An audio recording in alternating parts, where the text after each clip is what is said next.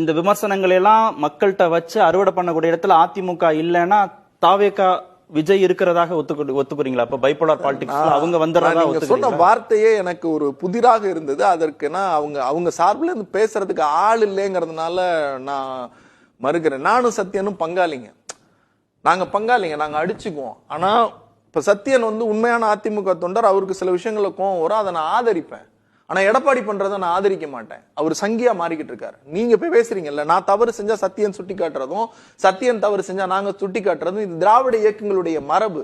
நீங்க part time அரசியல்வாதின்னு பாஜக தலைவர் ஒருத்தர் இன்னைக்கு பேட்டி கொடுத்தார், ஞாபகம் இருக்கும்னு நினைக்கிறேன். அது என்னமோ இங்கிலீஷ்ல எல்லாம் சொல்லி ஒர்க் ஃப்ரம் ஹோம் எல்லாம் சொன்னாரு.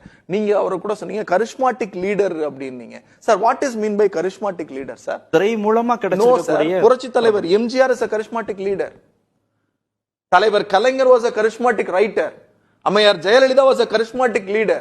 இவங்க எல்லாம் எந்த அடிப்படையில் லீடரா வந்தாங்க? நீங்க விஜய் போய் யாரோட சார் யாரை ஒப்பிடுறீங்க? அந்த வார்த்தையே தவறுங்கிறேன்.